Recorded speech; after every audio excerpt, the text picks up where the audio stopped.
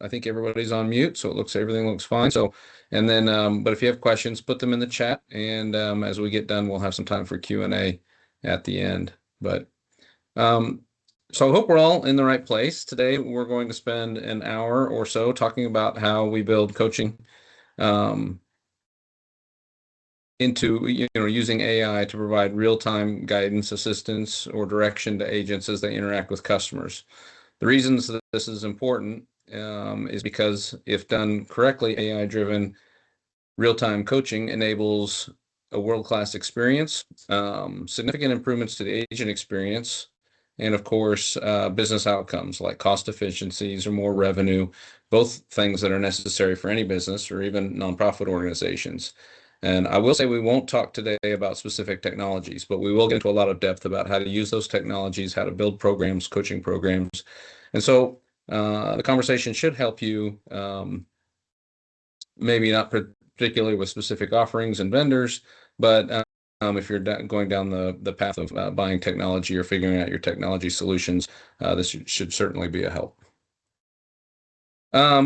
Our agenda for the next hour, in a moment, I'll share a bit about myself, and but we'll really get started talking about what is AI-driven real-time coaching, how does it apply to our customer interactions, and what it looks and feels like. I'll also start.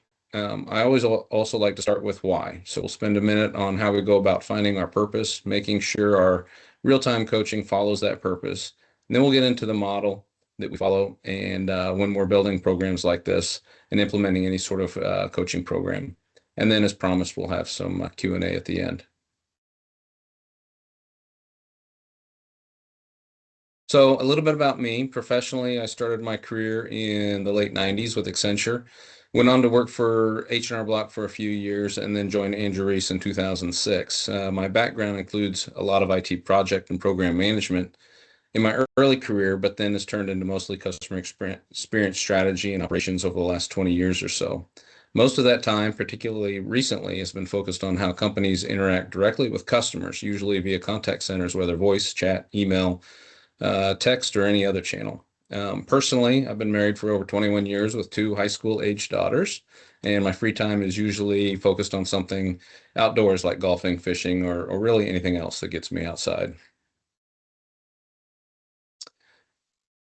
Before we get started, I'd also like to share a little bit about our company and our team. So a little bit of a brag slide, but you'll have to bear with me. We always keep a major focus on delivering value. So we typically look to make sure that we deliver value in terms of tangible business outcomes for our clients, as well as value for their end customers. And our customers, our clients, provide their acknowledgement of that. Our current NPS is 84, which compares extremely favorably against a lot of other consulting firms.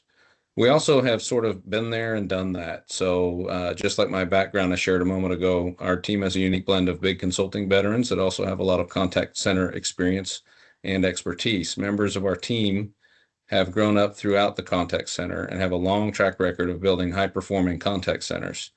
We tend to be fairly experienced. So when we say we've been there and done that, we definitely have. And you can see our average tenure is quite extensive there. So finally, my last point is our team has deep expertise across strategy through implementation and tactical contact center operations. So we often help our clients build their strategies, implement them, and then measure impacts.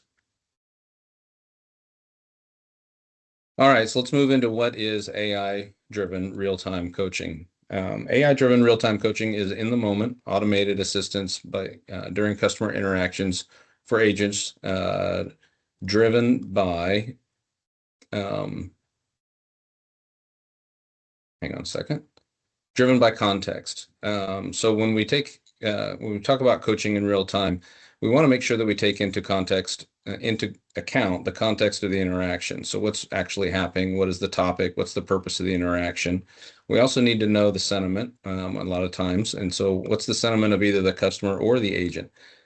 If things on the call or the contact or the chat are getting tense or downright confrontational, there's coaching we can offer in that moment to de-escalate, or maybe provide other reminders to handle the call in a certain way. Of course, if the sentiment turns around or is very positive, we can also provide some sort of recognition or kudos when the customer indicates they're happy with the decision, the discussion, or the outcome. Another factor is activity. By this, we mean what is the agent doing? Usually by monitoring desktop activity, we can see what they're looking for. Are they on the right screen? Do they need help with finding any information? Do they need to take a specific step or change a specific account setting? These are just a few examples. But finally, we also can coach to and provide some assistance if we understand the status of the interaction. If it's a phone call, is the call on hold or on chat? I'm sorry, if it's the call on hold. If it's chat, then has the chat gone quiet? And if this is a phone call and our agent has left the caller on hold for 2 minutes, 3 minutes, or whatever threshold we want, then we can provide real-time coaching to remind them to get back to the call in some way.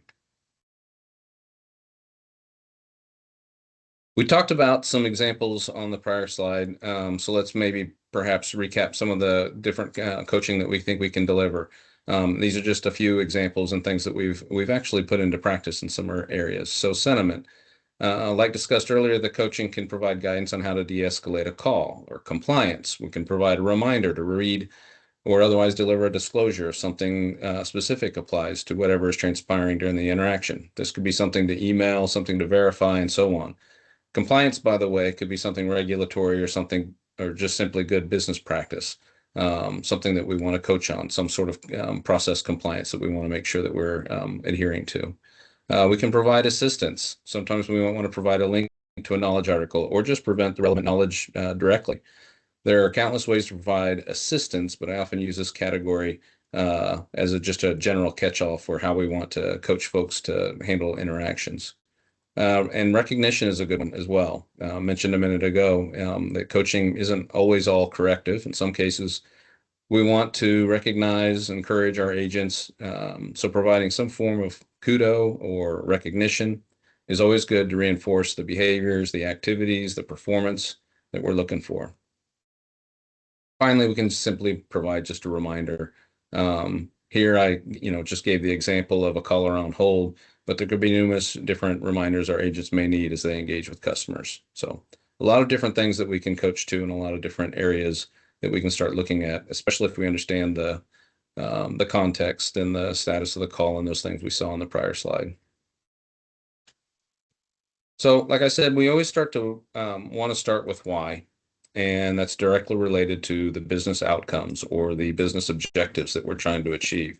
I think you all know that everyone's in business to drive outcomes, and those outcomes for most corporations would drive profit in some form or fashion. That means driving more revenue or decreasing costs. But while profit is important, we're also interested in the experience of both parties involved in the interaction. And that means we're interested in the customer. Some organizations might call this the member, or for other nonprofit or others, they could be the people they serve or even their donors. But then we're also interested in the experience of our agent, the people who handle the interaction. What is their experience? So that is our why, our reason for delivering this coaching. Certainly, a guy named Simon Sinek is a well-known author on the subject. The idea here being that if we understand and continually remind ourselves of why, whether it's driving down costs, increasing revenue, taking care of the agent experience, or improving the customer experience, if we know our why, we'll keep ourselves on track with a focus on the right things to do at the right times. Another guy who had strong feelings about why was Mr. Toyota, who built the car company that we all know today. And his method of asking why 5 times is a means to get to the root cause or get to the very heart of the matter. So anytime we're embarking on something, and let's apply that here to AI-driven real-time coaching, what is our why and how can we keep that at the center of what we do? Give me a second. For us, we do that through the value compass. This is a simple tool, but it has a lot of complexity behind it in terms of our ability to find our why in terms of value or purpose for the company. It has 2 layers, value drivers and value levers. That's the inner circle and the outer circle. And it has 2 halves, a top half related to revenue drivers and levers, and a bottom half covering cost drivers and levers. Together, these 2 halves make up both parts of the total returns a company might want to get from embarking on any effort. And certainly when we're talking about coaching, these are the types of things that we're typically looking at in terms of a win for the company. And we'll talk about creating win-win-win situations later, the company, the agent, and the customer. So looking at the top half, we can see that revenue can be driven from increasing the depth, breadth, and duration of the customer relationship. And then on the outer ring, there are more specific, more detailed value levers. And and then there's actually a third layer we can't show here. Doesn't provide a lot of room for that. But those are actual value activities, different things that we can be doing to drive these types of value items. On the bottom half, we have all the ways we can drive down costs through decreasing cost to serve, cost to acquire, cost to retain. And then you can see the additional value levers there after that. So that's the model. And then how do we, or at least the model for finding our why and finding our purpose. And we'll use this throughout for prioritization purposes and everything else. But let's say that we have a particular situation like a difficult service conversation impacting customer satisfaction and first call resolution. Certainly that's frustrating for everyone involved. And we actually had this situation just a little while ago with a gas and electric utility and their customer calls related to payment arrangements, which are basically special payment plans for customers who get behind on their bills. So for agents, it was a confusing financial arrangement that they had trouble explaining in terms of credit scores, other qualifications, billing oddities, so on. The real-time coaching then that was needed was to help those agents navigate those calls with efficiency and effectiveness. The value then is our cost of calls, so decreasing the cost to serve, decreasing the duration of these calls. As our agents are looking up information and handling the conversation, there was a lot of repetition that happened on those calls because they weren't sure of the information that they were providing. And so certainly that was one area of coaching that we could provide and help out. Another one is reduce our cost of compliance. So handling these situations incorrectly could get the utility in some trouble with the regulators and other advocacy groups. So with accurate and timely real-time coaching, we can avoid some compliance and regulatory mishaps. It also enhances our customer care. If the customers have a choice, and not all utility customers do, but enhancing customer care, you can see, will extend our relationship and lead to more business value that way. Another example is sales conversion. And so, how can we drive more sales conversions, ensure we get the sale on sales interactions we're having? In this case, we often have a sales track, the talking points, the items, the key points that we want to improve or get to that all help our chances at getting the sale, whether it's about product features or discounts or bundle offers or comparisons that we can make about competing companies and their products. Or sometimes just remembering to ask for the sale. So AI-driven real-time coaching can help ensure that our people do those things the right way and at the right time during the interaction. So this can help us either sell more to existing customers or expand the customer base. And by that, we mean sell to new customers, right? So depending on the nature of the sales opportunity and the conversation, those two items are certainly our areas of value. Now, the third area might be our ability to decrease the cost of selling. If we can have some more meaningful, successful sales interactions, then we can reduce the time spent on each contact, decrease the need for additional follow-up calls or chats, and increase the number of contacts that we can make in a given day. A third one, real quickly, is around compliance. So if we have some lagging compliance issues, you can see that one of the benefits then we would get is obviously decreasing our compliance costs. And there's a number of different compliance costs I wanted to call out. One is the cost of training and the cost of making sure our people know what to do in order to be compliant. There's the cost of auditing. So certainly audits increase as you have more compliance issues and even some more compliance requirements, reporting, and then just the cost of taking corrective action. Responding to regulators and responding to other inquiries and other challenges that might be happening. Also related then would be service costs, right? Because if we're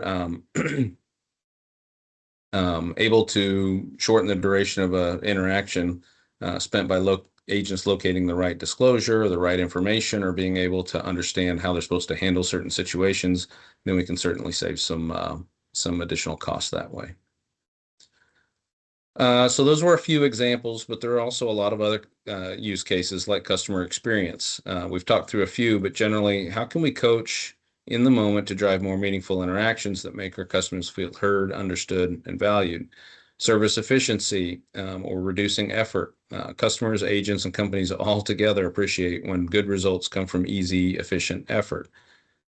Sales effectiveness. We've talked about this one, but we talked through some examples. But there can be a lot of other real-time coaching that AI can help make sure is relevant and timely. And then, compliance. Again, another one that we've talked about, but compliance can be coached, whether it's a reminder of a script or a process or the right detection techniques and technology. You see on there in the list the fraud alert, right? If we can detect certain ways that might be particular interaction might be fraudulent, then we can certainly provide some advice to the agent on how to handle that and perhaps even transfer the call to the appropriate people. So. All right, so this brings us to our model. And our model is pretty simple. It encompasses a lot of very necessary considerations, plans, approaches, but it always starts with the business outcomes we wish to realize at the very center. Remember, this is our why, right? And so the very first step is strategy. Strategy, in my mind, is how do we get to a plan or an approach that we're going to take with things, right? We can't do everything all at once, and we'll talk about that in a second. But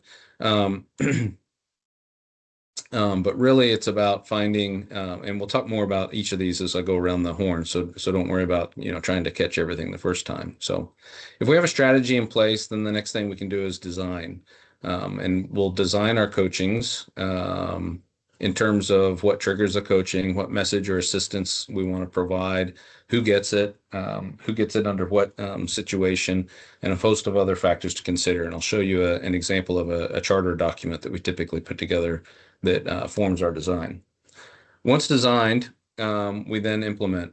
And this gets us a little bit into the technologies and their capabilities and how we can, implement and put them in place. But there's a second piece to it, which is around how can we prepare our people, create our processes, implement any reporting, and so on, so that we can kind of manage things and work with them as we go through. So, which brings us to monitor. Monitor means simply we need to keep an eye on how things are working, what impacts. Hopefully they'll be all positive, but what impacts are we seeing, and are there any issues or challenges we need to address? And then if there are any items to address, we'll do that in the manage step. This is where we can add or remove agents from coachings, add, modify, or sunset any coachings that no longer apply, and so on. So manage is kind of where we get to making sure everything's working and taking those actions, right? So I promise we go through each step a little bit more detail. So strategy really starts with building our use cases. Where and when do we want to apply AI-driven real-time coaching? Notice we get back to the value compass, if you can read the small print there, and our why. That's a good place to start, right, as we get into strategy, is our why. We'll use various workshop techniques, brainstorms, etc., but essentially we're building an initial set of use cases. And at this phase of strategy, we're getting all the ideas out on the table and then starting to work through them in the next step. Once we have some use cases, then we'll build some definition on that define step there. So are they understandable? Are they distinct? We've thrown a lot of things on the page. Now let's kind of order them and kind of put some definition behind it and make sure that we know what we're talking about. So we'll build out some details here to make sure that we've got something worthwhile to put together. We'll do a little curating as well, making sure they're clear, remove the duplicates, etc. So the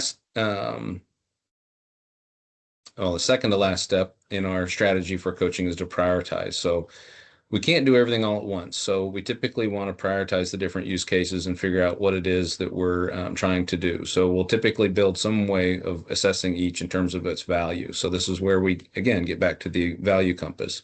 And this is where we make sure we have a good balance between what's good for the customer, what's good for the business, and what's good for the agent. A lot of times we're striving for that win-win-win that I talked about earlier.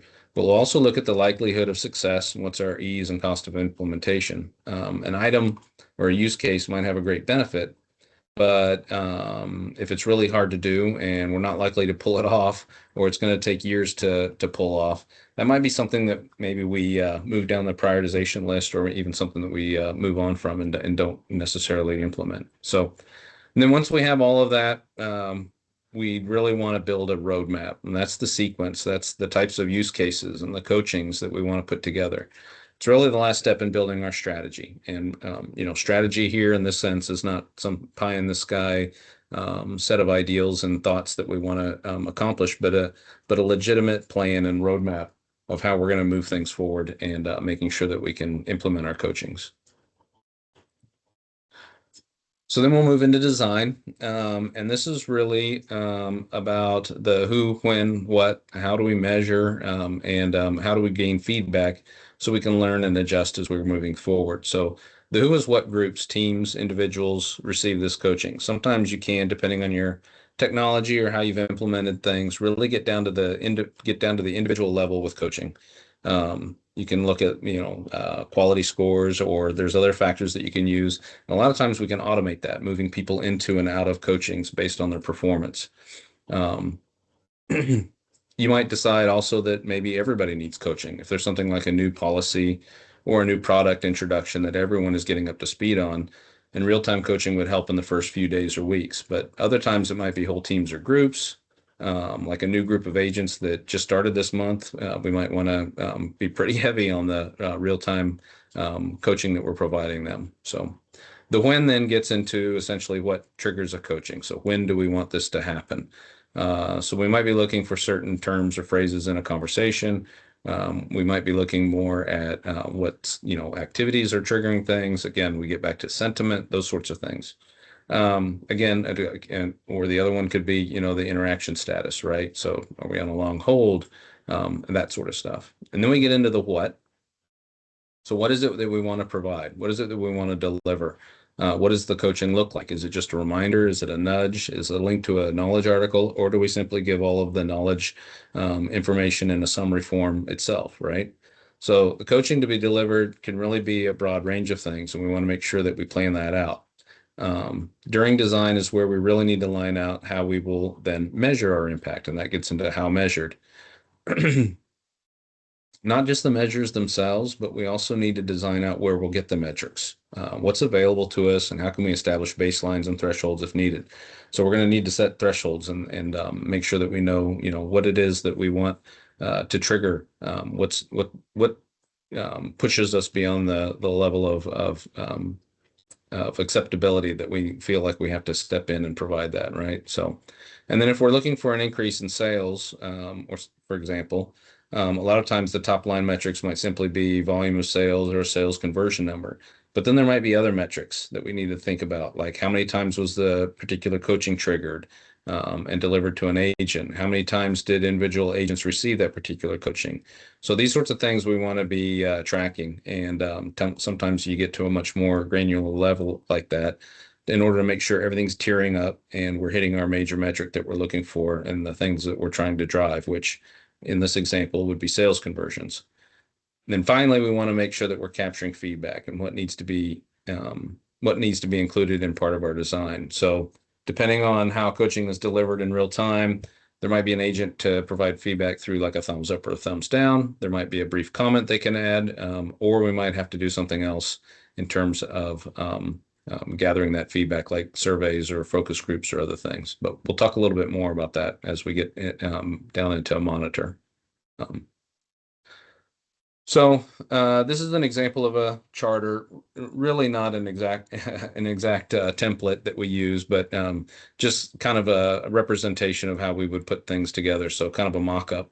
But it's just really a matter of this charter is getting things down on paper and making sure we're driving alignment. So if you can think about coaching, right, we're pulling together a lot of different stakeholders, the agent, their supervisor, perhaps the training organization, all sorts of different folks that we want to make sure are all on the same page and that we have a clear understanding of what the coaching is and what we're trying to drive. And so a coaching design charter really helps us make sure that that's clear. So again, all the design elements from the prior page are here. We can use this to make sure, like I said, everything's clearly laid out and all the teams and stakeholders are aligned and we know what we're doing. So simple form like this mock-up here, it's not too complex, but it can really pay dividends in terms of success for later on. Moving our way around the circle, we're into implement. So once we're through design, if you recall, the next step is implement. And the main point about this stage is that there are two distinct sides to it. One is the technology that you can implement, and the other is the change management around it. Mostly in terms of like agent readiness and adoption, making sure supervisors are aware and they know what coachings are being delivered, that sort of stuff. So on the technology side of implement, typically you find there's two types of players in this space. The first are the current contact center solution vendors. We're talking about AI-driven real-time coaching in the contact center, and folks like Verint or Nice, they already have existing workflows.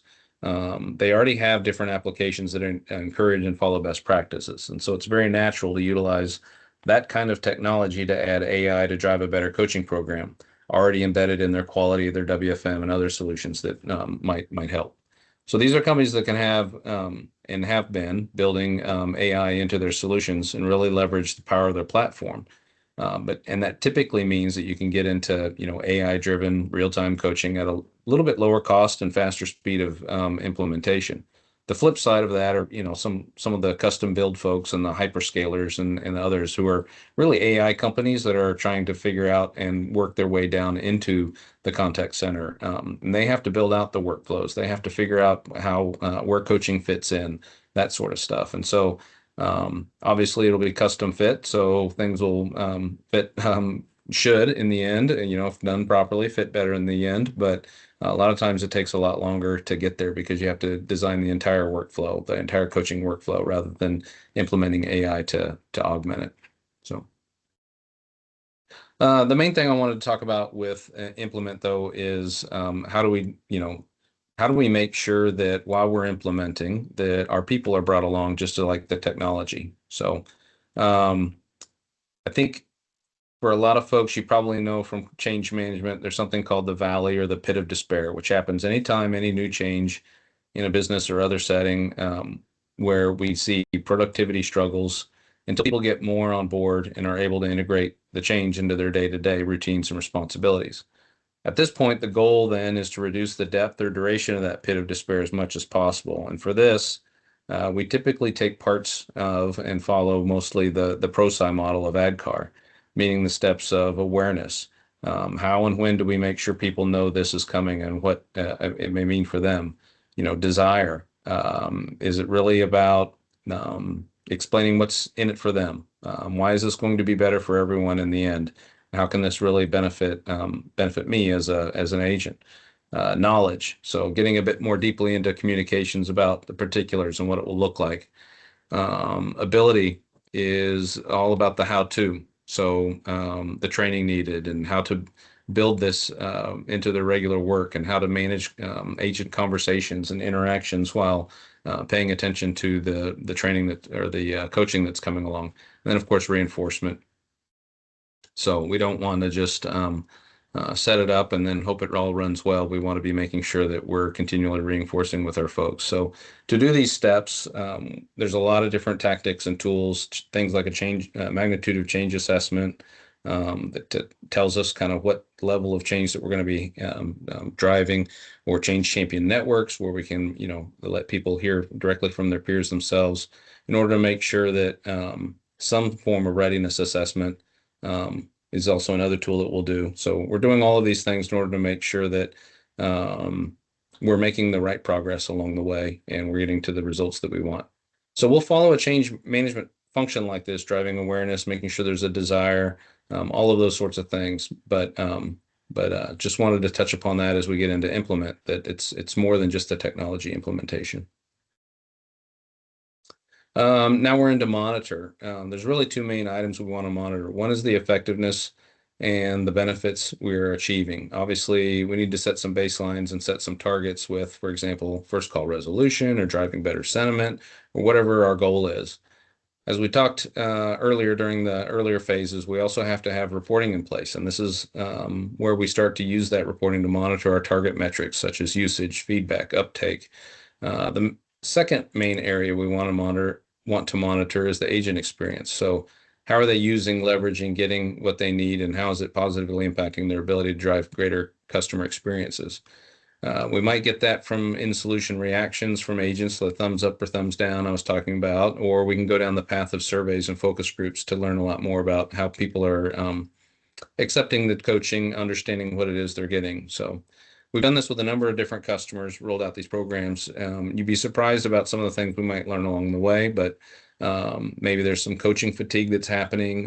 One of the surprising things was in one case, a group of agents who demonstrated capability. They no longer needed the coaching at all, but they nonetheless said they still wanted it. They didn't want us to take it away. I guess it in some ways became a bit of a security blanket. So there's a lot of different things that we can learn and that we can leverage from this level, from this step in the process. And so that's what we want to look at when we're in the monitor phase.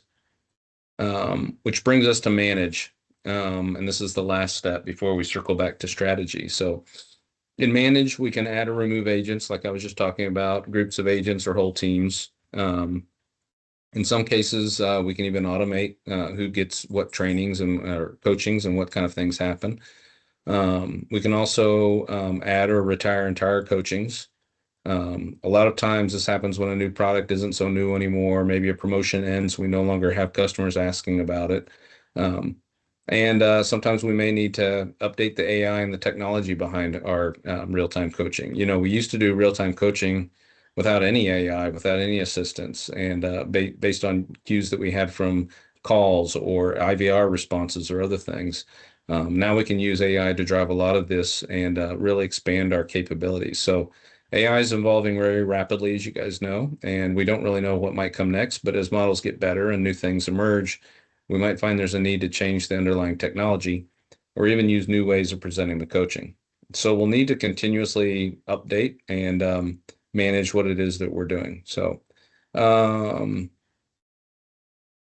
then coaching messages. So we'll obviously need to continue to adjust our messaging, right? We might find that we've created coaching messages that aren't necessarily clear or don't drive the right kind of action. And so we'll need to keep making sure that we tweak on those things and make sure that they're continuing to get better.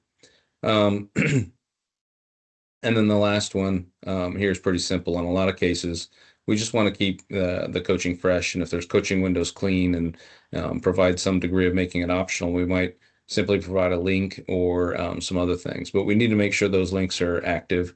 And if there's any content we're serving up, summaries of knowledge articles, links to other application windows or anything else, we want to make sure that those are remaining relevant. So, which leads us back to strategy. So once we're designed, implemented, monitored, and managed our first round of coaching items, we often come back to the strategy, which means looking back at our backlog, maybe figuring out if there's other things that we want to add to the list. And again, we'll look at our use cases and we'll go back through, you know, reviewing and adding and removing and reprioritizing, and then move the next items on to design. So my last slide here, really before we get to Q&A, is about reminders and some recap. So wanted to share a few items here as we talk about. So obviously start with why, right? We want to make sure that we get the business outcomes that we want to achieve. Creating that charter really gets stakeholders on course and helps us set the direction. Obviously follow our model, right? We always follow the model and it helps us make sure that we put things together in the right way and don't miss a step. You'll always want to plan reporting early, set baselines to measure progress against, and build a prioritization model. We've got a bunch of different models that we've used in the past, but again, it's all about what's good for the company, what's good for the agent, what's good for the customer, and then leverage in some other items like, you know, what is the overall level of benefit that we hope to achieve? What's the cost of implementing it? What's the timeline to benefits? Those sorts of things to make sure that we're making good decisions. We'll want to maintain an in-service inventory of real-time coaching items. However that gets done, whatever technology we have in place, we want to make sure that we know what coachings we have in service and are happening. Even if AI is driving them, we want to make sure that we're aware of what's been enabled and what's been rolled out to our folks. It'll help us understand if we've got redundancy or if we've got too many items running at the same time, that sort of thing. Obviously, with the prioritization model, we'll want to prioritize because you can't do them all at once. And so we'll have to figure out kind of our roadmap and our path. We want to promote acceptance of change, use that ADKAR model or something along it, right? But we want to make sure our agents are ready, willing, and excited about receiving this degree of coaching. Done properly, what we've seen in a lot of places that agents really embrace this, right? Like I was telling a story earlier, but even at the outset, if done properly and explained properly, people are really kind of interested and excited in ways to do their job better and make sure that they're not missing any important steps, especially if some of those important steps have some sort of impact on their ranking or compensation or even other recognition. We'll want to build a roadmap and a backlog so that we can kind of keep coming back to it and figuring out if anything new has come along or what it is that we want to do. Again, I don't recommend implementing every single coaching you can think of because we'll get some coaching fatigue pretty quickly.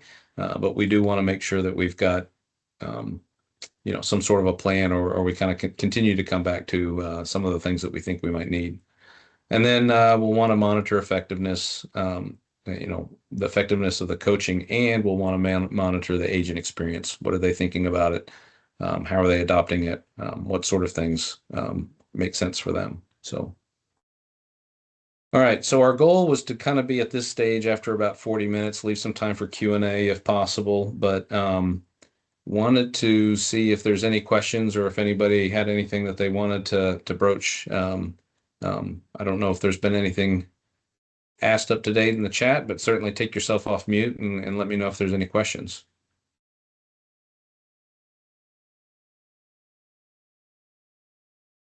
Got nothing?